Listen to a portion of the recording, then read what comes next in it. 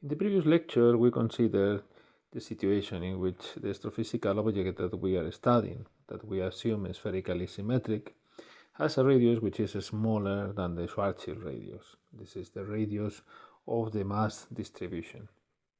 In that case, we have to study seriously what happens at the Schwarzschild radius, which is a point in which the Schwarzschild solution in the standard Schwarzschild coordinates seems to be singular.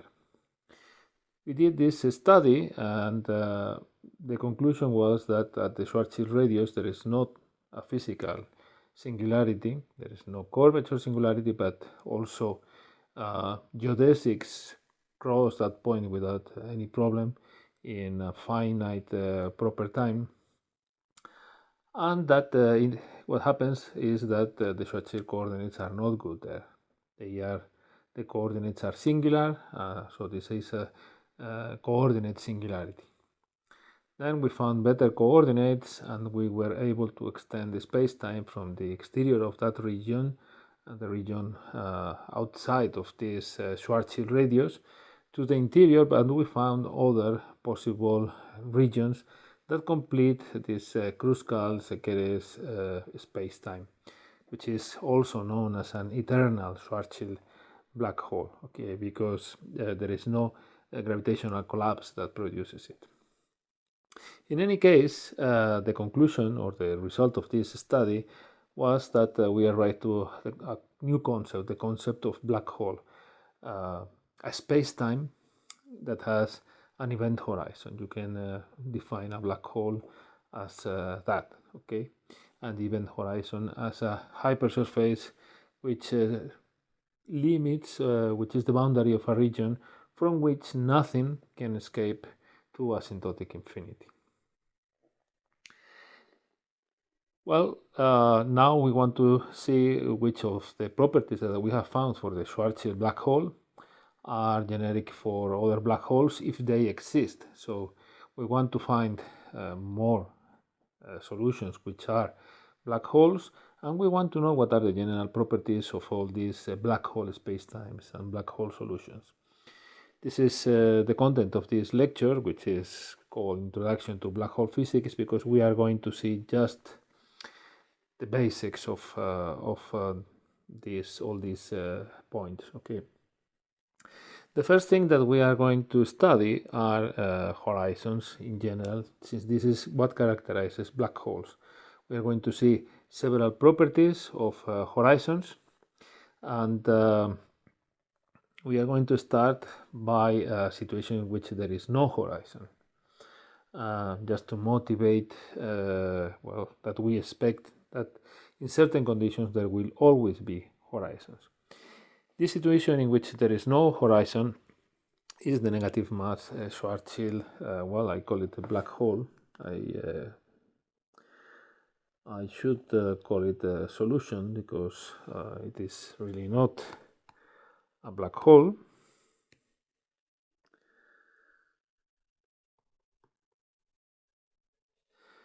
If you remember what we have studied of the Schwarzschild solution, we have always assumed that the mass is a positive parameter.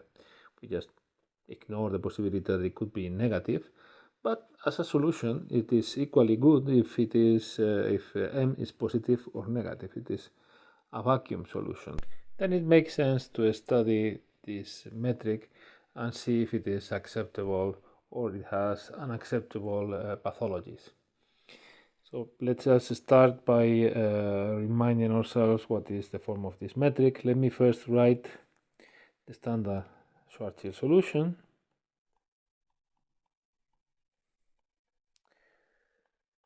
Okay, as a solution, this is good for positive or negative value of the parameter m.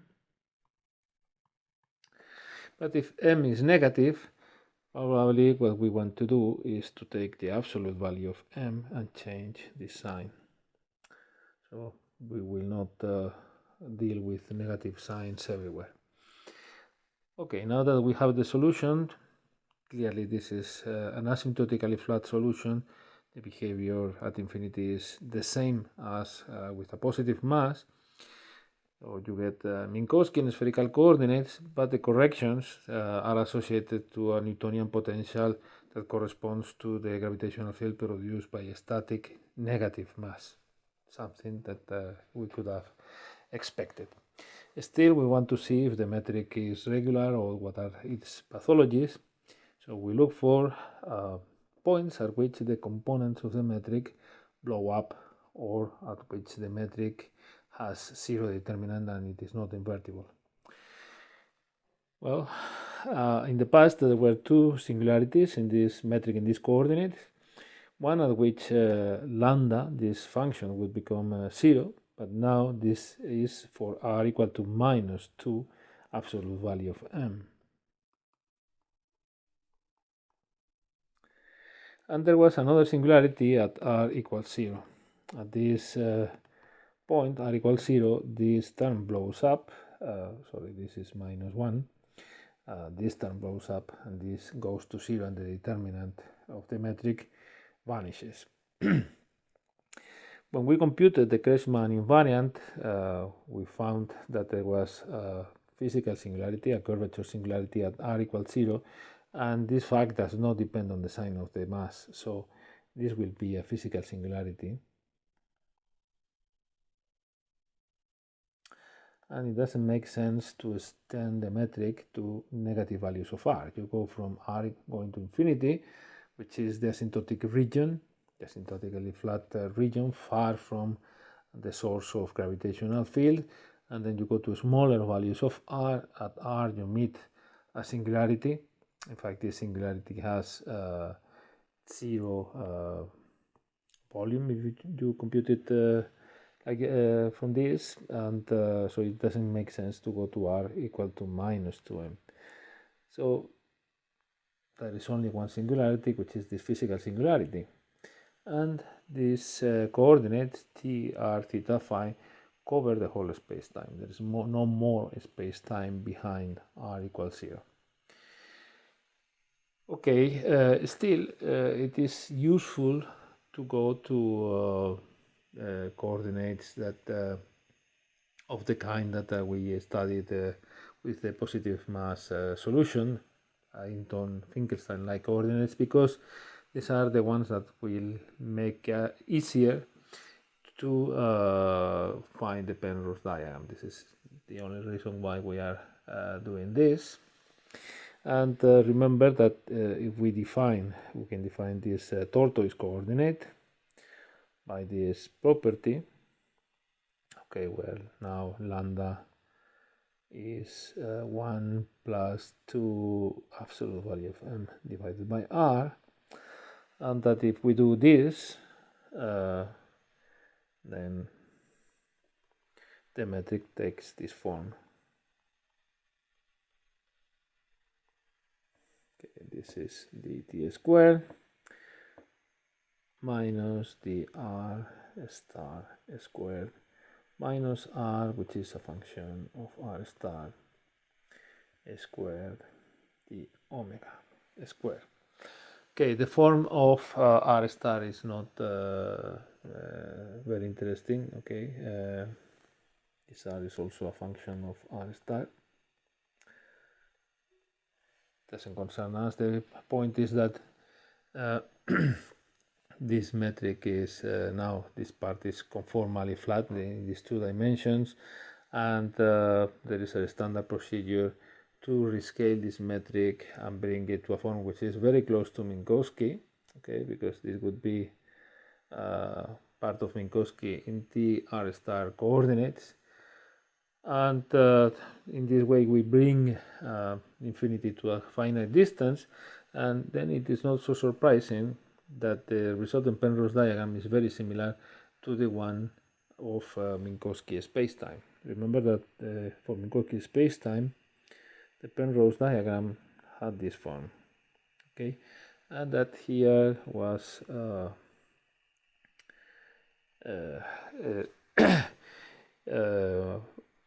past time like infinity, future time like infinity. This would be I plus. space like infinity,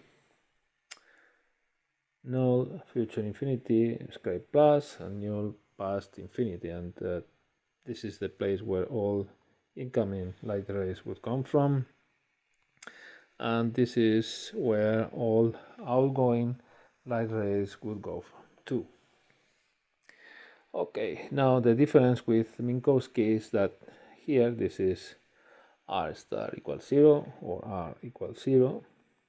Okay, you can arrange things so these two zeros coincide, and then here is the singularity. And then you already see a difference with the positive mass Schwarzschild solution. In this case, the singularity is a time-like singularity. Okay, the vector which is normal to it is clearly a space-like vector. Remember that in these diagrams, light cones are always like this, so light rays go at 45 degrees in one direction or the other. Okay, so anything that comes which is outside of this light cone is space, like the vectors normal to the singularity. So it's a timeless singularity. And another thing that you see is that there are no horizons, there is no room for them.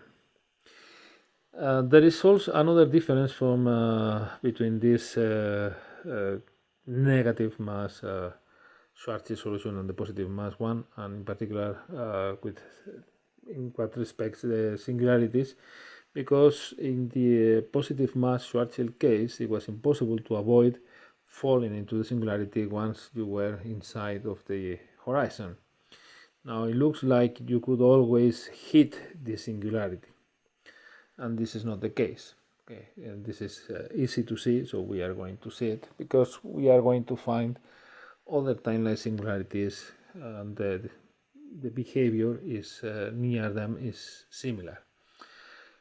Remember that we have a conserved quantity associated to time, to the time-like Killing vector, which is this epsilon. So T dot is given by this conserved quantity epsilon divided by lambda. Okay, and that this epsilon can be interpreted as the energy in units of mc squared. And if we look at the mass shell condition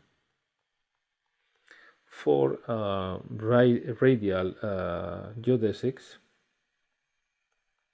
okay, so for theta dot equal to phi dot equal to 0, then this condition is just that this is equal to 1. And if I use now this condition, then I find that this is equal to epsilon squared divided by lambda, and now I multiply both sides of this equation by lambda, and we find that epsilon squared minus r dot squared is equal to lambda, or r dot squared plus lambda is equal to epsilon. And now we study this from the point of view of the one particle in one dimension analogy. This is analogous to one particle moving in one dimension parameterized by r with a potential lambda. This is the kinetic energy, and the total energy is given by epsilon squared. Then it doesn't matter really what is the value of epsilon squared. If you represent here r and this potential, which is just equal to lambda, see that lambda has this shape. Okay, it goes asymptotically to 1 because the metric is asymptotically flat, and also it is normalized conventionally, so lambda goes to 1 at infinity. So it doesn't matter, epsilon has to be always larger than 1. Okay, otherwise it wouldn't, this equation would not have any solution, because lambda is always larger than 1. So pick any value for epsilon squared, and the motion that you find is that the particle comes here, hits this wall, and returns. There is always a return point, and this goes all the way. Lambda diverges at r equals 0. So it doesn't matter how large the energy is, you can never touch the singularity because the singularity is repulsive. You cannot touch it, but clearly the singularity may affect you. If you are an observer coming here, there is light rays, emitted from the singularity at 45 degrees can always reach you, so you can see it or be influenced by it. Since singularities are points where, or places where by definition the laws of physics are not satisfied, because at the singularities the equations are not satisfied, this is dangerous. You could be affected by something that doesn't follow the laws of physics. This is an undesirable situation. Well, in the Schwarzschild case, this doesn't happen. The singularity that you have, you have, remember these two singularities. The singularity is in your future and it can never affect you.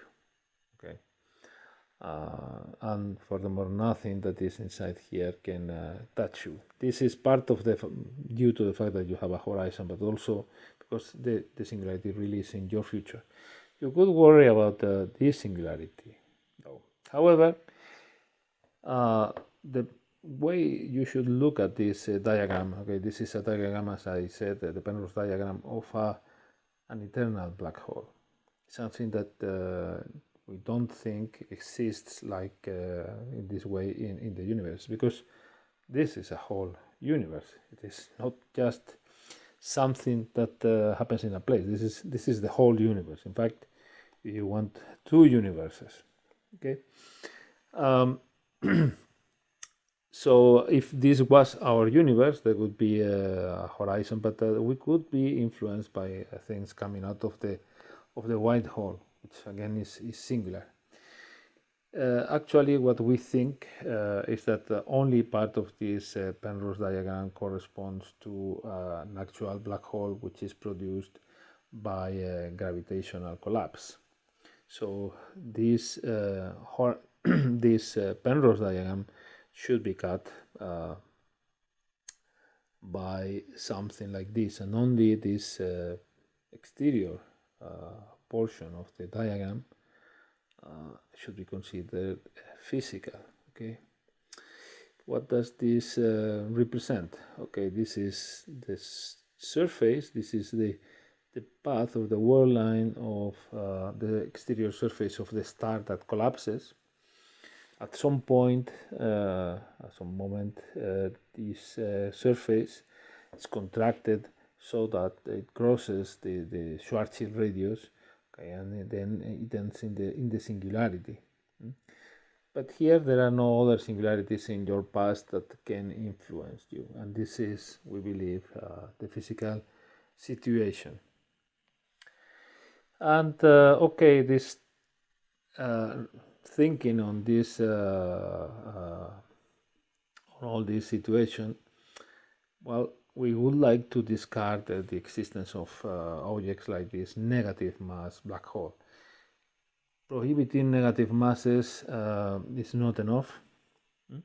The real question, we could say, we don't like this kind of solutions, they are pathological, and that's it. But the real question is whether these kind of solutions can arise from the gravitational collapse of some weird star or neutron star or some, who knows, some weird object. And if singularity like this, which is naked in the sense that we are not separated from it by an event horizon that prevents us from seeing the singularity or being affected by it, so we call this naked. Something like this could be produced in the gravitational collapse. This is the real question. Another related point is that, as Penrose proved in 1965 in this famous paper that is mentioned in the Nobel Prize that is obtained this year, singularities are a common feature of gravitational collapse. Okay. The idea of the theorem is that when there is a gravitational collapse, okay, matter starts getting concentrated, and at some point gravity is strong enough to form at least a trapped surface, which we are going to define later. It is not the same as an event horizon, but certainly it is related to that. Okay, and whenever there is this trapped surface and there is matter has satisfies certain positivity conditions of the energy and so on, then the result of the gravitational collapse will always be a singularity. So the question is, we know that singularities are general. Will the singularities be like this one, naked? Okay, so they can affect us, or will they always be covered by a horizon?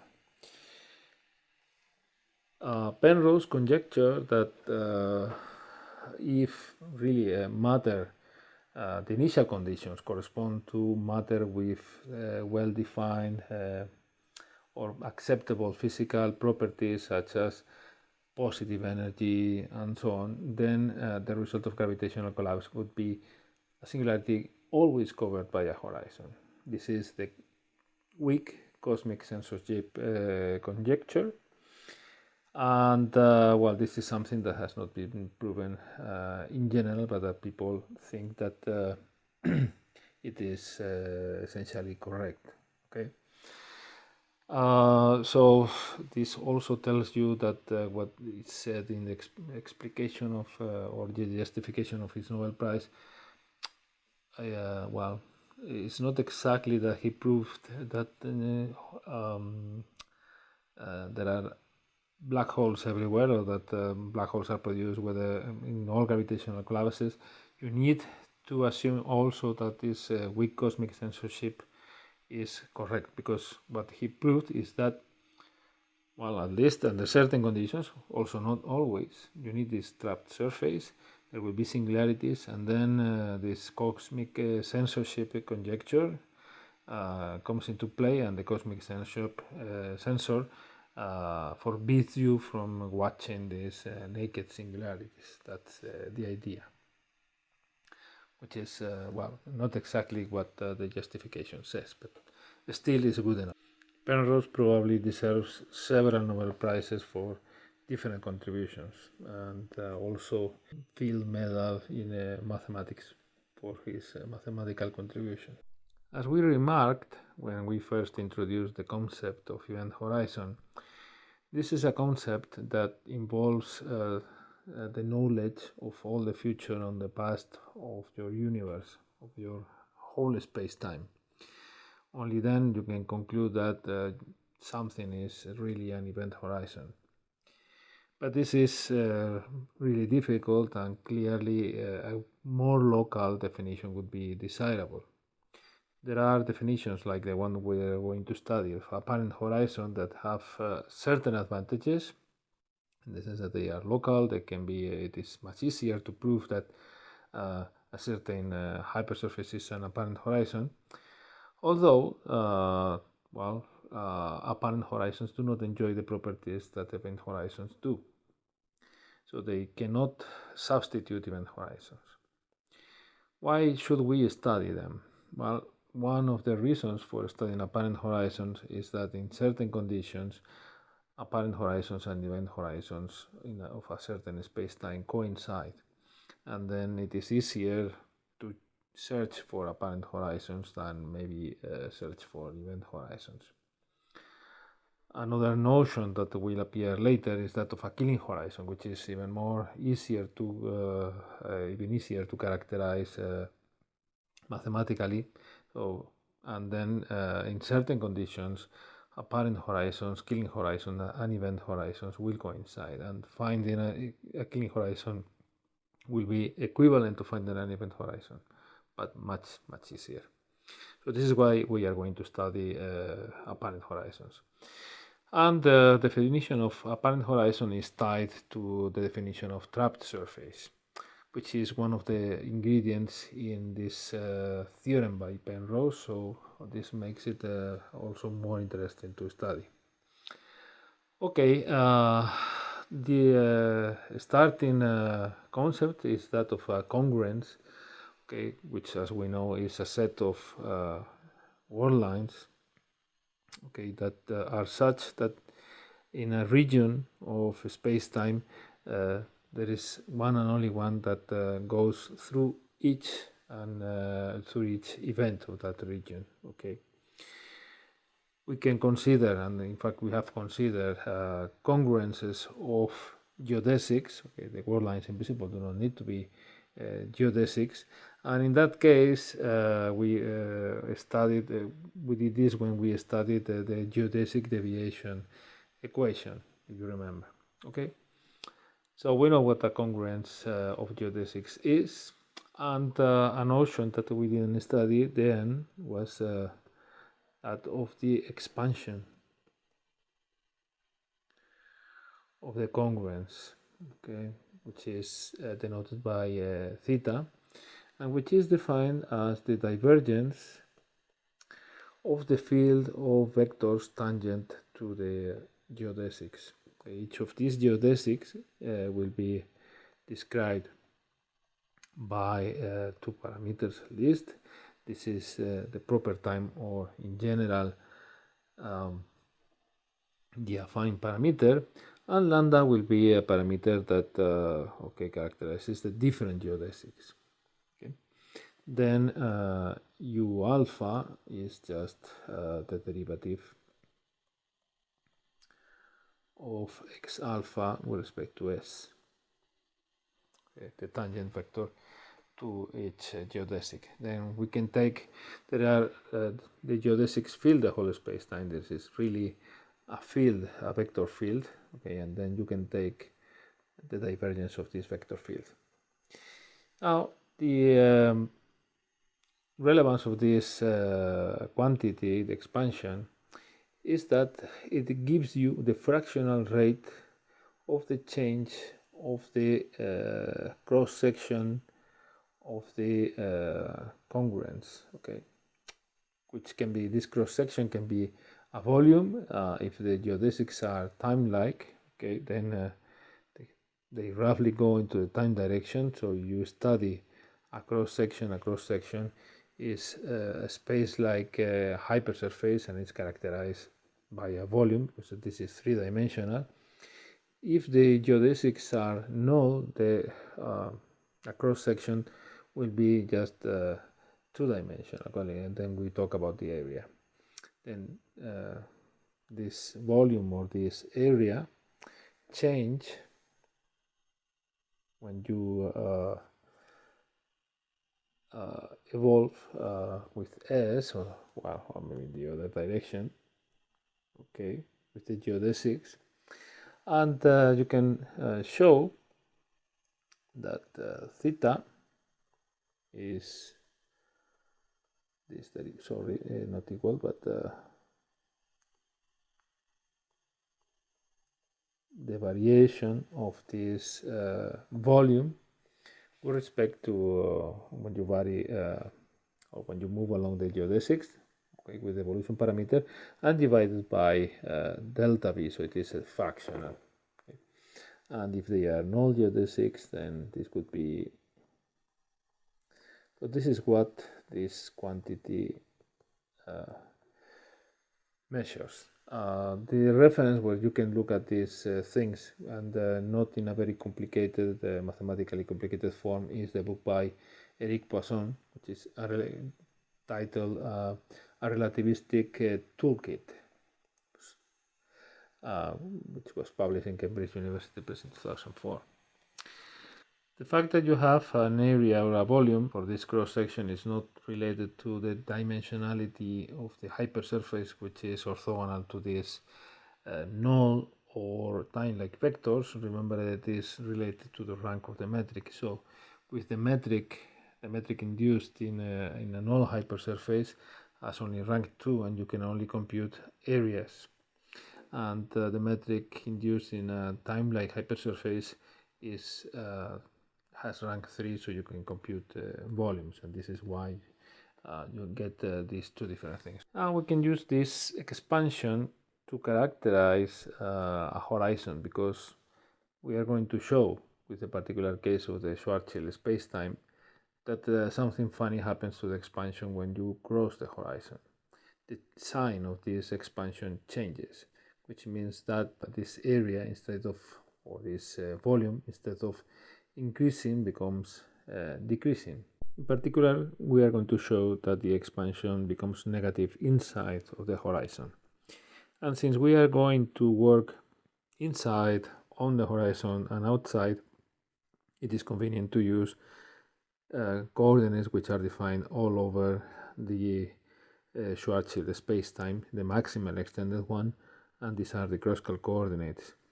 Remember that these were t, x, and theta, and phi, and we are going to use null coordinates, which are these u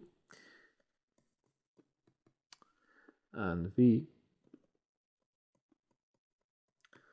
These are slightly different from the calligraphic ones that we used at the beginning. So u is, or well, it doesn't really matter, sine of r minus rs, capital U, or calligraphic u is u.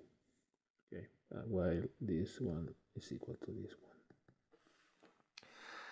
In the Kruskal spacetime, or in the maximally extended Schwarzschild spacetime, u and v are, the u and v axis are as follows. So this would be the u axis, and this would be the v axis. Remember that the singularity is somewhere up here and also somewhere down here. V and u are equal 0, are the horizons, so these axes are the horizons.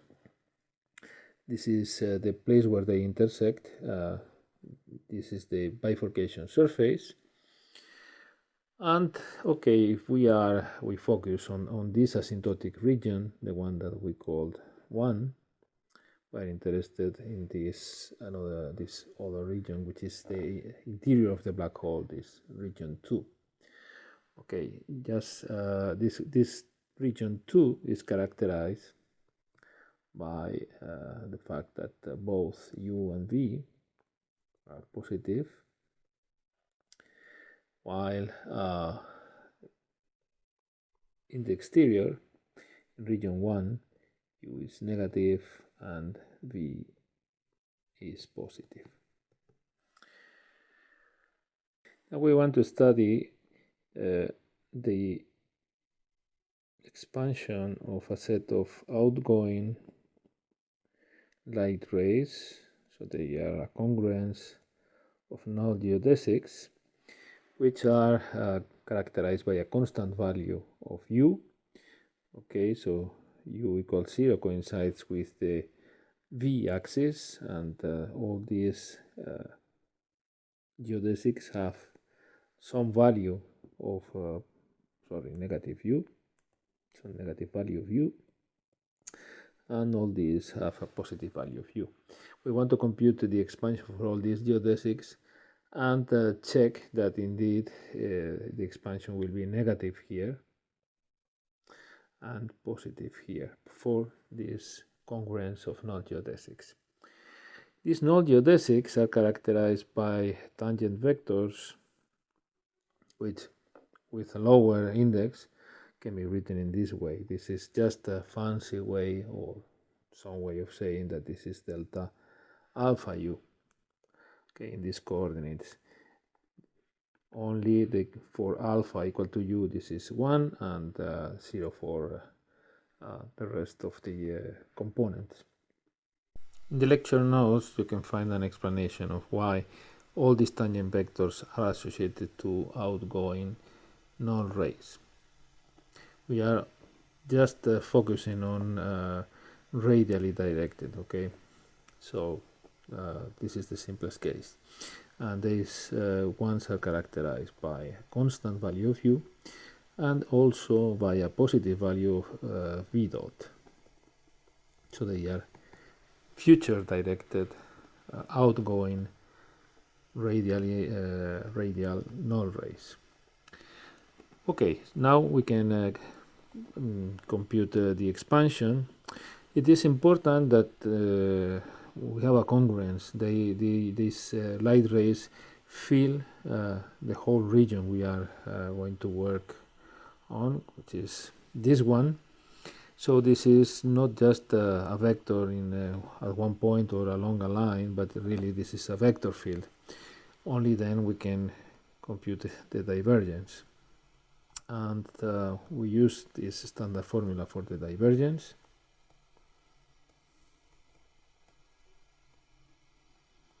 Alpha beta, and now u beta, which I already can replace by delta beta u, and which automatically gives us alpha u.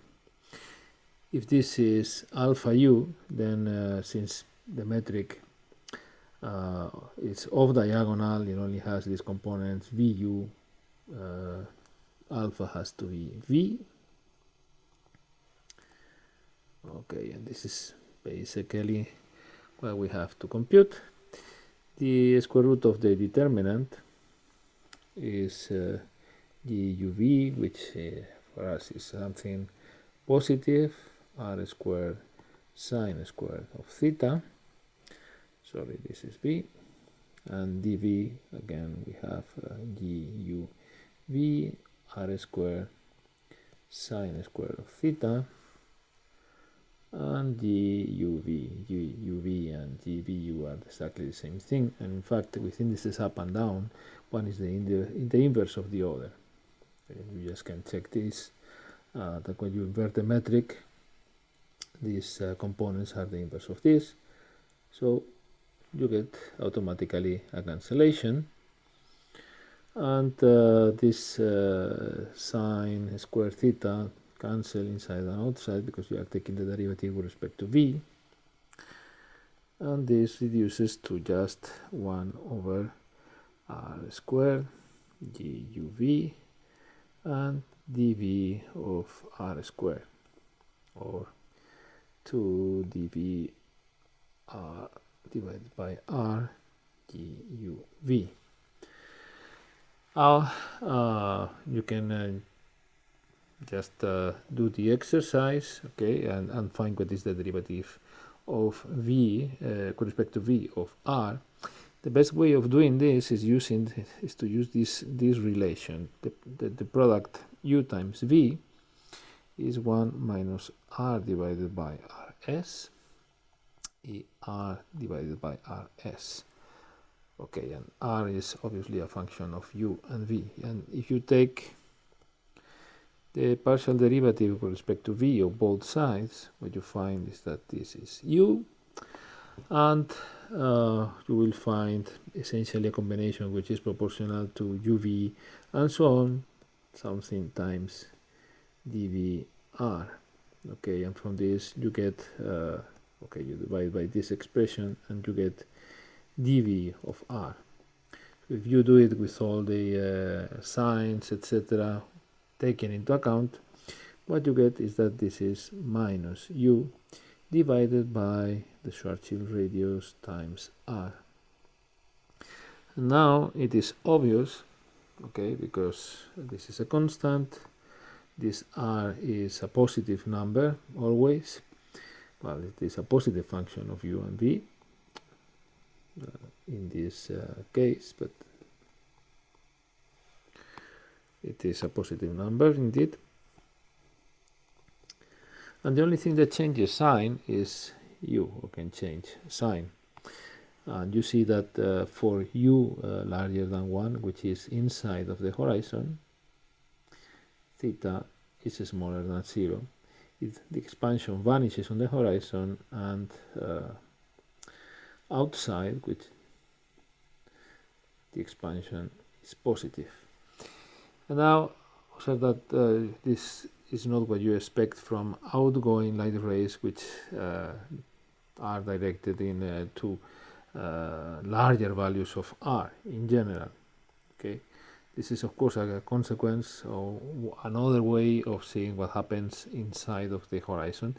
So here light rays focus, they will end up in the singularity, and this is contrary what you expect in general, okay, in free space-time free of gravity. This surface u equals 0, at which the expansion changes sign, is the apparent horizon.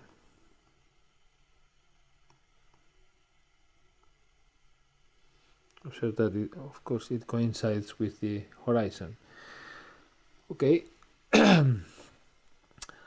We are going to need to give a more precise definition, but this is just an advance that with this property, this will be the property that theta is smaller than 0 inside of this region. This is the boundary of the region in which theta is negative. Then this characterizes u equals 0 as an apparent horizon. But before we define apparent horizon, we need to define what a trapped surface is. The definition is a bit formal, okay, and let me draw this Penrose diagram for the Schwarzschild spacetime to give you an idea of what this means. Okay, so first we assume that there is some sigma, which is a space-like hypersurface.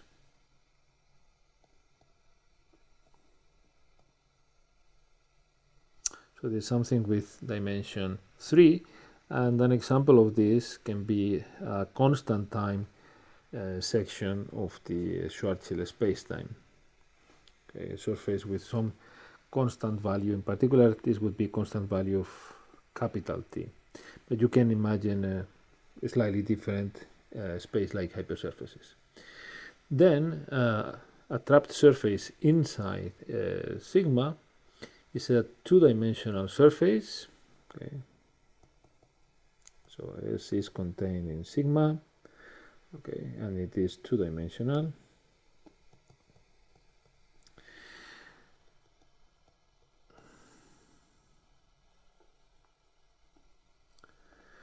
If the congruences of outgoing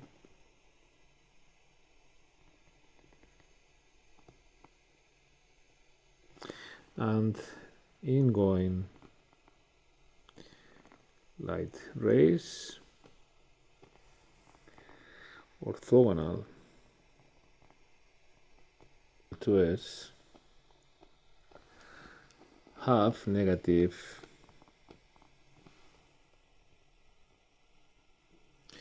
expansions in the whole S. So notice that in this definition there is a condition also on ingoing light rays. We didn't mention the ingoing light rays because you expect that if they are directed towards r equals 0, their expansion is negative, they focus. In fact, according to this definition, if you take in this hypersurface sigma that I have drawn here, remember that each point is a two-sphere, so you just take any two-sphere. These two spheres are characterized by some values of u and v, constant, okay? And each of these two spheres is really a trapped surface in sigma, okay? If they are in the region 2, okay? So there are no trapped surfaces over here or over here, but there are trapped surfaces over here in this hypersurface sigma, and you can check that theta, okay, is for the outgoing. This is something that we have computed, okay, and it is negative in the region 2, but you can also compute, do the same computation for ingoing null geodesics radially directed in the region 2, and you find this result, and they are also, the expansion is also negative. So all these two spheres that you find here in this region 2, in this hypersurface sigma, and obviously in any other hypersurface sigma that crosses the region 2, are trapped surfaces. Then, okay, now that we have defined a trapped surface, we defined the trapped region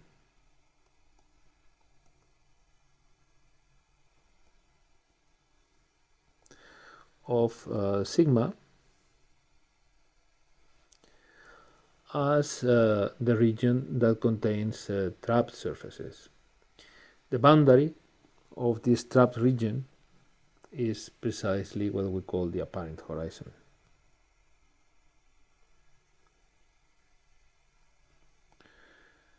So we call this J, this is the boundary. If you now go back to this figure, you see that since there are trapped surfaces in the intersection between the region 2 and this hypersurface sigma, always, well, the boundary, the apparent horizon, is here, and for the sigma, and okay, you consider all the sigmas, this develops the apparent horizon, well, along these two lines, okay, for all the other sigmas.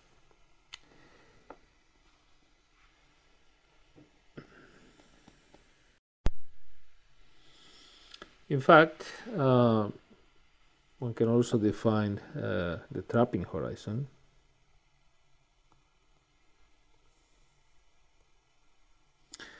as the union of all these apparent horizons for all sigmas, and this trapping horizon is often called apparent horizon, and this is the notion of apparent horizon that we used at the beginning. Okay, so this is the apparent horizon of sigma, and trapping horizon is the union of all apparent horizons for all sigmas, and this is sometimes called the apparent horizon of the spacetime.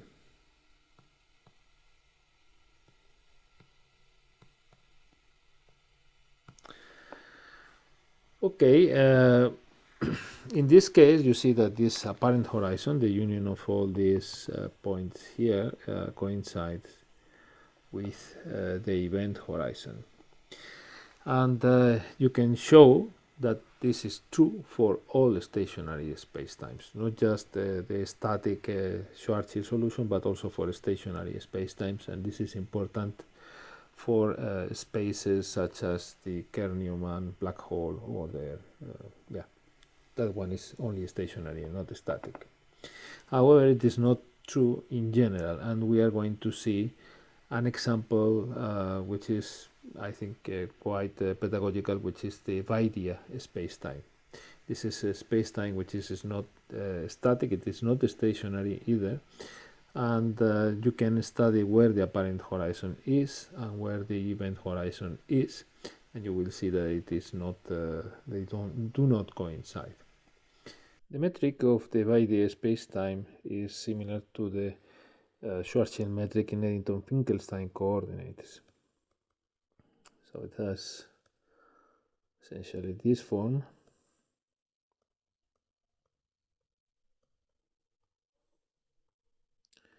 And the difference is in the function lambda, which instead of being 1 minus 2, a constant m divided by r, now it has an m which is a function of the Eddington-Finkelstein coordinate v here we are using units of g and c equal to 1. So this m of v is what we usually call a mass function.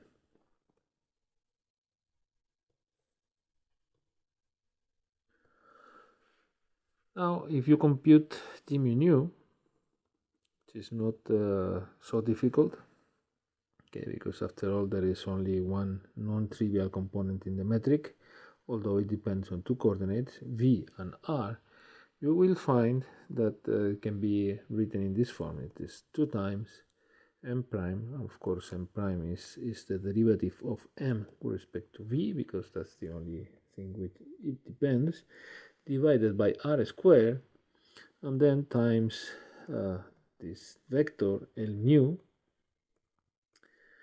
which is minus delta mu v, or if you want, as it is written in Poisson's book, as minus partial mu of v. Okay, so clearly symmetric and everything. Now, is this a solution of the Einstein equations? In many cases, instead of starting with an energy momentum tensor and trying to find a metric that corresponds to that energy momentum tensor, which is difficult because typically the energy momentum tensor itself contains the metric, one does the following. When writes a metric, finds the energy momentum tensor, the Einstein tensor, and says that, okay, matter must be given by 1 over 8 pi, and g is equal to 1 times g mu nu, which in this case is m prime, divided by 4 pi r squared L mu L nu. And then, well, this is the kind of matter that corresponds to this space-time. The question is if this matter makes sense or not. Well, it turns out that it does. This kind of matter is what is known as null dust. So remember that dust is something that has no pressure. Okay, so this is the metric of a pressureless fluid, but it is a fluid that is moving at the speed of light, and the energy density is given by this quantity. Okay, and L mu coincides with the velocity of the fluid. So, well, we could have started by asking what is the metric corresponding to null dust with certain energy density, and well, it would have been difficult to guess that it is something of this form. Now, we want to consider the following situation. This function m of v is too general, but we want that m of v is given, is defined in this way by intervals. Okay, so when v is smaller than a certain advanced time v1, well, it is the constant m1.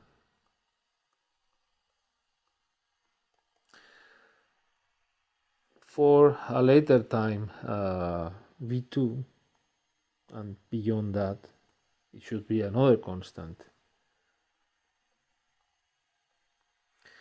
And in the meantime, it will be some function that we can call m12 of v,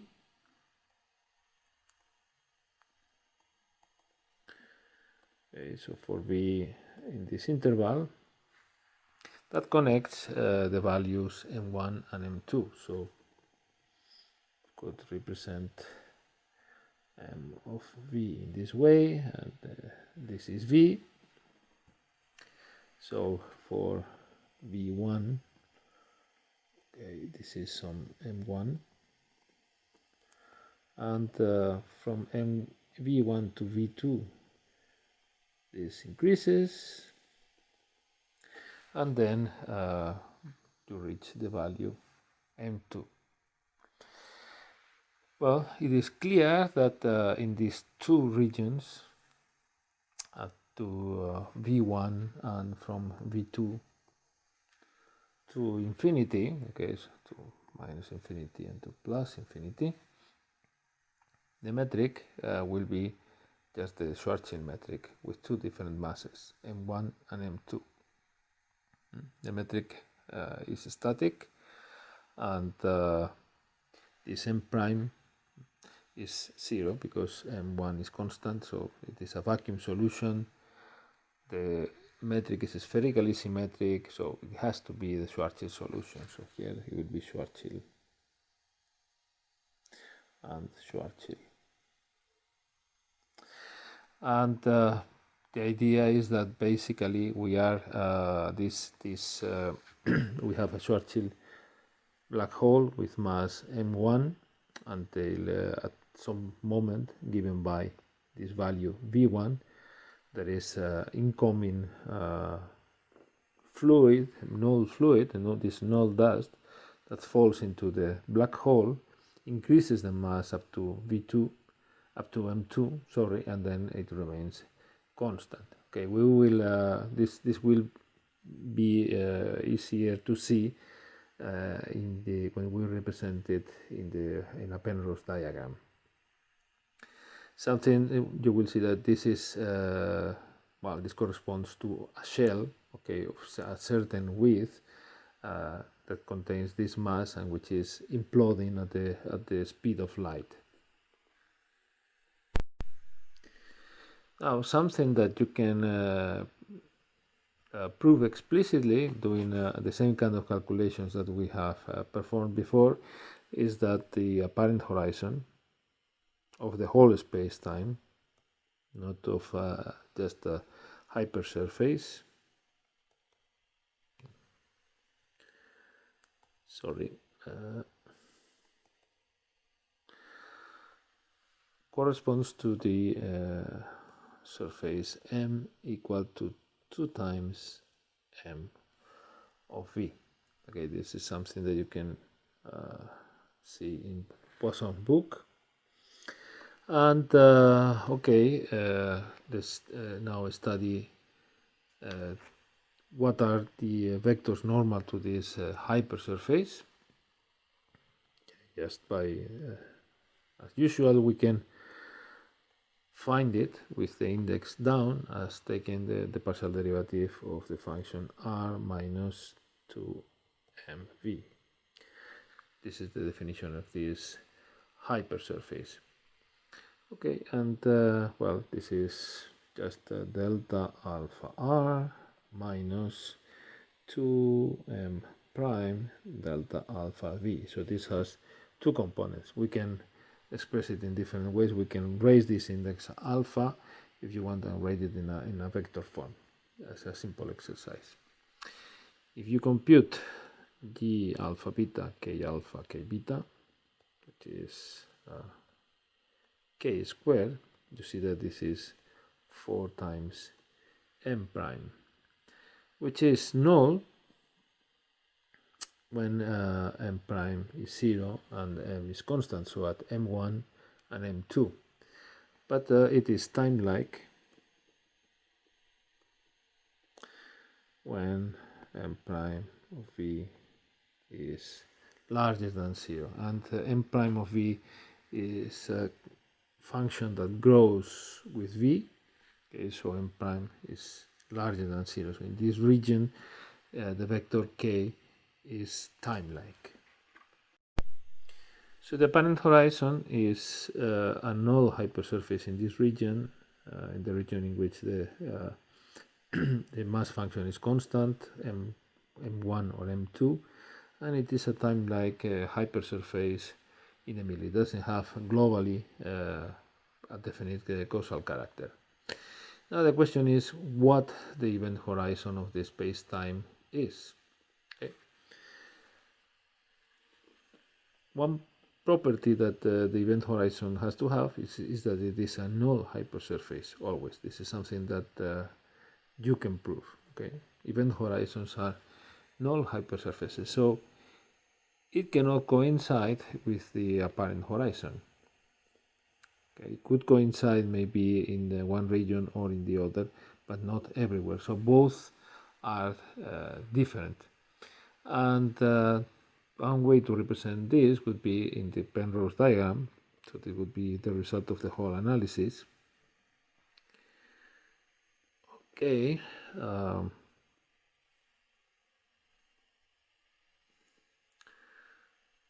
So as usual, this is described plus the future null infinity, the past null infinity. This is the event horizon.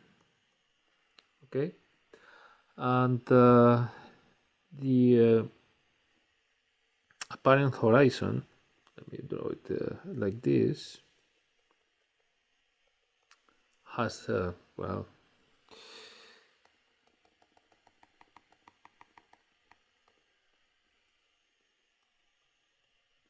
has this form, and then it converges to the event horizon. It starts changing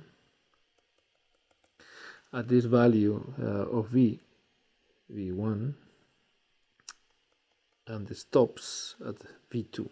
So it coincides with the apparent horizon in this region. Here they coincide, but in the rest they are different. Well, this can be completed in this way. Okay. And in this way. And an important thing is that if you are in this region, so you think that you are safe because you have computed, you have where the apparent horizon is, and you think that, well, that's the dangerous zone because this is where, well, light rays focus, even if they are outgoing and so on, and you may not escape. The truth is that if you are here, you are doomed because you are already inside of the event horizon, even if you don't know it.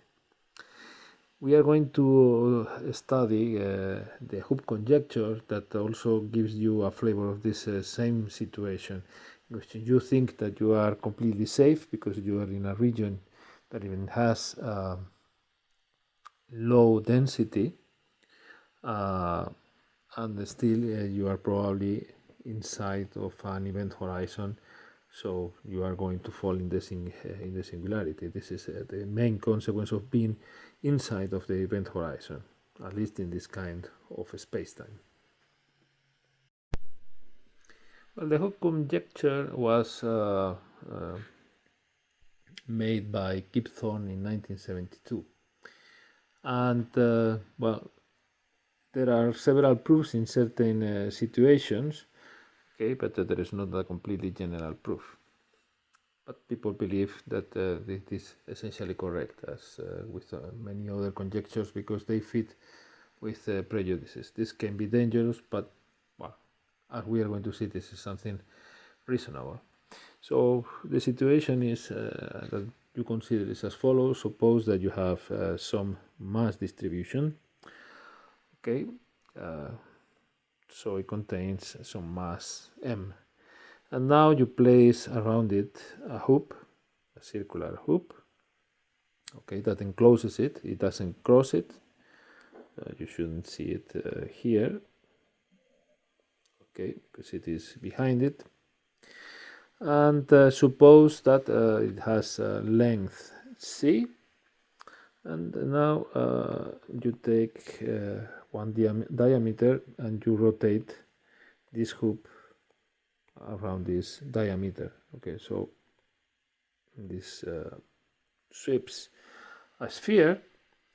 Okay, and if this is possible because you don't touch this mass distribution m, okay, and this c turns out to be smaller than 2 pi rs, where rs is the Schwarzschild radius associated to this mass m, then this matter will collapse, and there is an event horizon forming around it. Okay, so it tells you basically, if there is an event horizon at some point, then it was there in the past. Okay, so if you were here and at some point an event horizon forms and you were inside it already, okay, in the past. Now this makes you well, the important thing about this conjecture is that it is not only that you have high density, okay, but the fact that this matter is compressed not in one direction, that also gives you high density, but in all directions. This is why the hoop can rotate about this diameter and not touch the mass. This is a graphical idea. Okay, when it rotates, it generates a surface of radius 4 pi. Sorry, of surface 4 pi rs squared, and well, you assume that the metric is approximately Euclidean. You would be looking at a volume of 4 pi rs, 4 pi thirds of rs cube. Now you see that this bound is saturated by Schwarzschild black hole. Okay, the mass m, you can think that it is enclosed inside of this horizon, and indeed, well, this should be an identity instead of a bound. Now, if you consider a matter distribution with a constant density rho 0, well, suppose that instead of being having just a finite mass distribution with compact support, as here you have a continuous distribution, okay? And now you consider how much matter is enclosed into the volume with radius r. Okay, and you see that approximately this volume, okay, we are going to write this conjecture by in terms of volume. It is 4/3 of pi r cube if the radius is some radius r. Now this conjecture tells you that a black hole will form, an event horizon will form, this matter will collapse, and an event horizon will form if this is smaller than 4/3 of pi and then times rs cube. But this, how much is rs here? Well, rs in this case, and always it is the mass contained in this radius r, so it is 2 times g, and this rho 0 times the volume, and this is 4/3 of pi rs cube. So this is 8 g, or 8 pi g over 3 rho 0 rs cube, and sorry, this is not rs, this is the radius of the sphere in which we are making this calculation. Okay, this constant just go away, and you will find easily that this is 1 much smaller than 8 pi g thirds rho 0 cube, and r times r to the 6th. So r is smaller, well, sorry, I would say that 8 pi g over 3 times r0 has to be smaller than r squared, or in this case, for any rho 0, no matter how, sorry, like this, it's a minus, no matter how small it is, okay, there is an r which is sufficiently large to satisfy this inequality.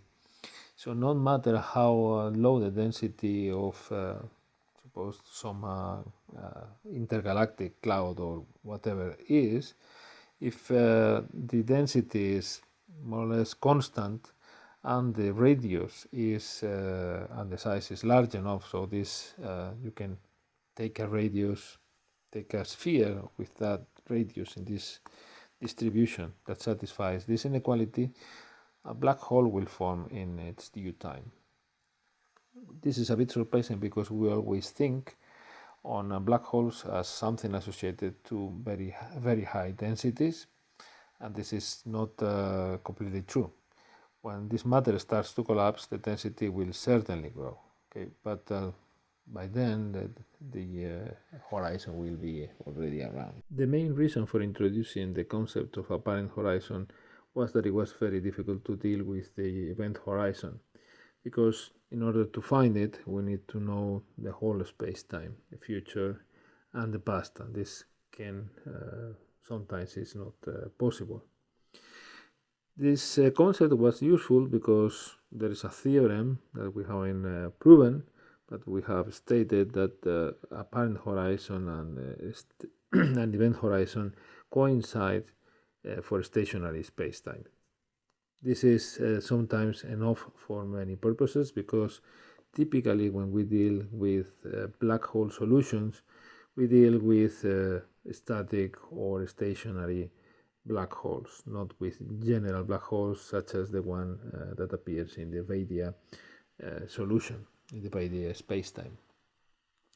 There is another concept which is very fruitful, in fact, which is that of Killing horizon, that we are going to study now, and which is a bit simpler to deal with than that of the apparent horizon, and which, well, we will also use a theorem that tells us that it coincides with the apparent horizon and with the event horizon in certain conditions. So this is why it is useful, and it is simpler to deal with than the apparent horizon.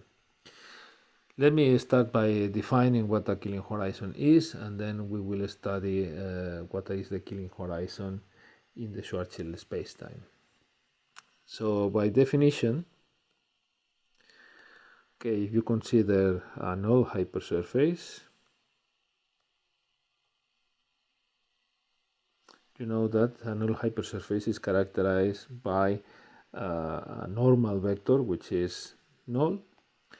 Okay, and the condition that makes it a Killing horizon is that the normal vector is a Killing vector.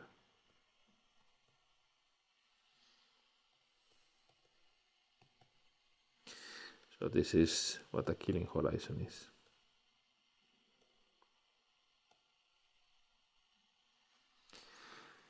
Let's look at the event horizon of the Schwarzschild spacetime, and as usual, let's work with the maximal extension with cross-cal coordinates. And let us study the Killing vector that generates time translations, and that I usually denote by k. Okay, in the exterior of the Schwarzschild solution, so this is region 1 in the Kruskal Skeres spacetime, is given by the derivative with respect to t. So if we want to find it in Kruskal coordinates, we perform a change of coordinates. We first go through the Eddington-Finkelstein coordinates, u and v, and this is basically an application of the chain rule. As usual, remember that v is t plus r star, where r star is the tortoise coordinate and u is t minus r star. So the partial derivatives with respect to t of both coordinates are 1, and this is nothing but partial u plus partial v. Now we have to remember that this calligraphic coordinates, Kruskal coordinates, are given by minus e to the minus u divided by 2rs, and v is e to the v divided by rs.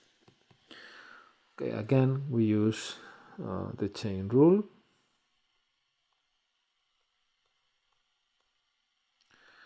plus dv d u dv plus partial u d small v, and this is du plus d v d small v d dv. But you see that the capital U only depends on small u, and this one only depends on small v. So these two terms vanish independently, and then we have the two minuses cancel. This is 1 over 2 rs, and what you have is e to the minus u, but then this is minus u by u, and for v there are no minus signs, so this is 1 over 2 rs v dv. Okay, in other words, we can say that the component u of this Killing vector is minus u divided by 2rs, and the component v is v divided by 2rs. Okay, we see that sum of when u is 0, which is part of the horizon. Okay, remember that the horizon has this form. So for u equals 0, you have this part of the horizon. For v equals 0, you have this part of the horizon, and one of the components vanishes in each case. And here, okay, this point where the two horizons intersect, which is called the bifurcation surface, k vanishes. So this is the definition of bifurcation surface.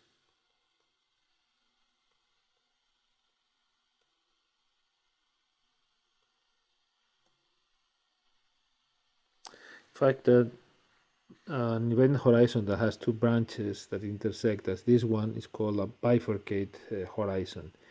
The Schwarzschild black hole has a bifurcate horizon. Not all black holes have this property. We will see that the extremal Reisner-Nordstrom black hole or the extremal Kerr-Newman black hole do not have a bifurcation surface. The bifurcation, the horizon is not bifurcated. It's called degenerate, in fact. Okay, now let's compute k squared. Okay, and this is going to be 2 times ku kv duv. Remember that this is non-diagonal. Okay, so you have this factor of 2, and now you can get the expression for GUV and everything and do the calculation, and you are going to find 1 minus rs divided by r, which is understood as a function of u and v, and which is what you would have obtained if you had computed k squared only here. But now this calculation, which is longer, is valid everywhere, not just in the region 1. This tells you that k squared is larger than 0, so time-like, when r is larger than rs, so in region 1. This is the asymptotic region, and this is what characterizes this space-time as static, okay, because we said that it is enough that there is a Killing vector which is time-like close to infinity, and this is what happens. But this time-like vector, which is time-like, is not time-like everywhere, because we see that it is null on the horizon. Okay, and also we see that it is space-like in region 2. Okay, the other thing that you can check is that On the horizon, which is, as we know, is a null hypersurface, okay, this vector k is orthogonal to it, to the horizon. At the same time, this proves that the horizon is a null hypersurface because the normal vector is null, and also it will tell you that it is a Killing horizon because the normal vector, which is null, is a Killing vector. Okay, you prove this by showing that okay, if you try to construct a vector which is normal to the surfaces u equal constant, okay, so these are surfaces u minus some constant equal to 0, you know the normal vector is given by this expression, but we can multiply by any function and it will still be normal to it. We just multiply by a number and this doesn't change angles. Okay, now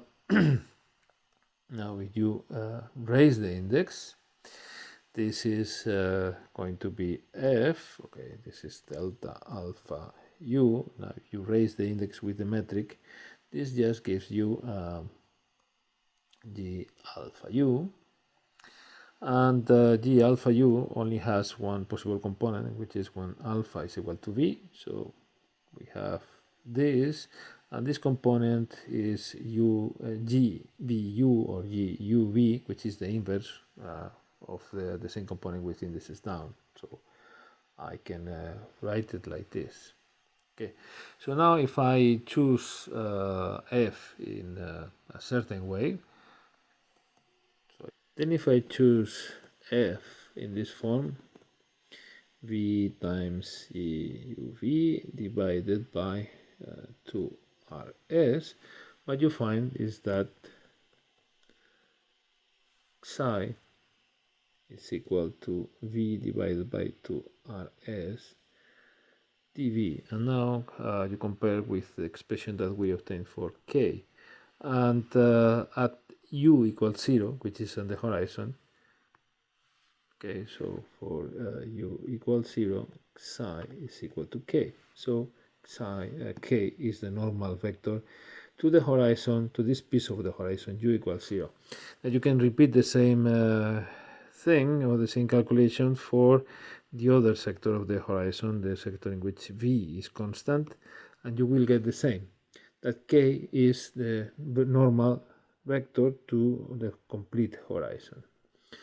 So, well, since it is null on the horizon, this is something that we have computed. The horizon is a null hypersurface. Since k is also a Killing vector, then the horizon is a Killing horizon.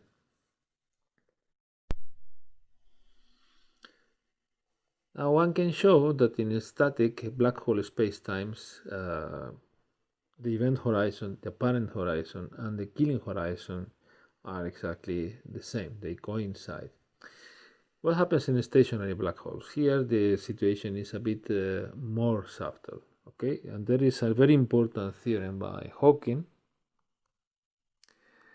that states the following. Stationary black holes, okay, remember that these are the ones that admit a Killing vector which asymptotically is time-like. They are either static. This is what happens when this vector is hypersurface orthogonal. And the other possibility is that, of course, it is not a hypersurface orthogonal, and in that case, it will not be spherically symmetric. It will be only axially symmetric. Okay, so on top of the time-like Killing vector, there will be a second Killing vector that I denote by q alpha that generates rotations around a given axis. This given axis is this axis is the set of points which are left fixed by the action of this Killing vector. And there is one more thing, is that in this theorem that there is a Killing vector which is a linear combination of these two Killing vectors. There is the time-like and the one associated to axial, axial. We can say axial symmetry, or it is associated to rotations around an axis. Okay, so there is a specific combination with a particular constant that represents the angular velocity of the black hole, such that this vector is 0 on the horizon, event horizon. So in other words, the Killing horizon of this vector is also the event horizon of the complete black hole. So the situation is analogous. There is a Killing vector such that the associated Killing horizon, which not always exists, okay, is the event horizon, but this Killing vector is a particular Killing vector, which is a combination of the time-like Killing vector and of the Killing vector associated to axial symmetry. Well, the conclusion of this discussion and of this theorem is that it is very important to find the Killing vectors of a black hole spacetime, because they will help you to find the event horizon using these theorems. And as we are going to see, they also characterize other important physical regions of rotating black holes in general. Because if you only have if you have a static black hole, then the situation is quite simple. You only have to look at this time-like Killing vector. There is no angular velocity of the horizon, which is what the meaning of this constant omega h. This is why we are talking about rotating black holes the moment there is only axial symmetry, and the situation is very simple. But when we are looking at a rotating black hole with only axial symmetry, there are many other regions which become important.